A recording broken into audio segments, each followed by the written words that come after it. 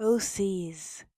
You know them, you love them. If you're anything like me, you probably had one. As a middle school, I had plenty of OCs, all of which were neglected and never used. Then completely forgotten.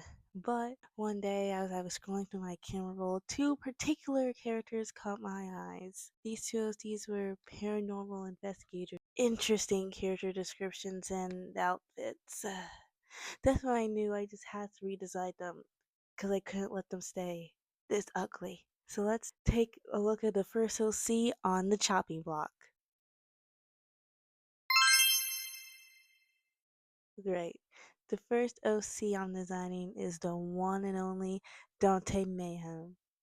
In the original plot for this story, and I'm putting plot in quotes because there's literally none. Dante is a teenage boy who, for some reason, attracts all supernatural beings. This is never explained. This somehow leads him to working in a mystery shack type of place with Emily, the other character we'll be redesigning. But then they get into wacky shenanigans or whatever.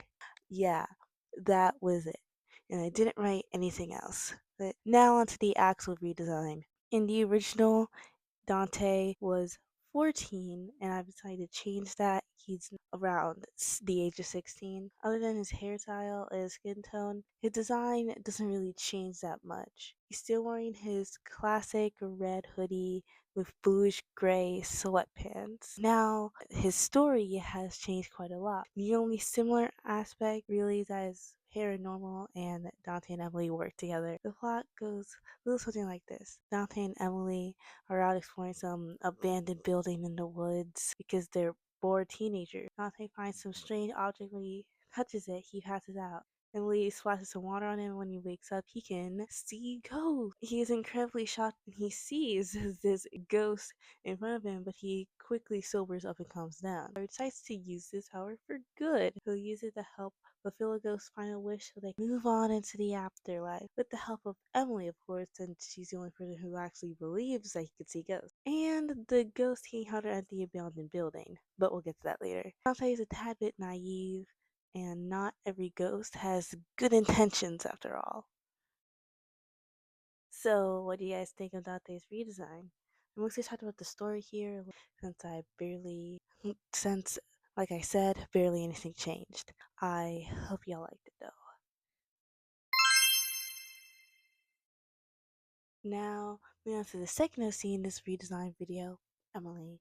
For design, I didn't have much to work with because not only did she have zero relevance in the original plot, her redesign was also not very good. Luckily, I think I fixed things up quite a bit in this redesign. I want her to look more alternative since that was what 11-year-old me was trying to go for, but clearly didn't achieve in her original design. I looked into some different aesthetics that I could fit her into. I found that skater type of style with the baggy clothing fit her quite well. And in her original design, there were some stars on her pants for some reason. I put a big one on her shirt.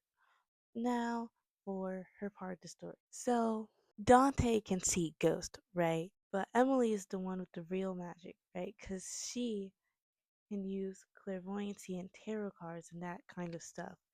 But unlike Dante, she can't actually see ghosts. All of her things are just temporary. And this makes her feel like she's at a disadvantage compared to Dante.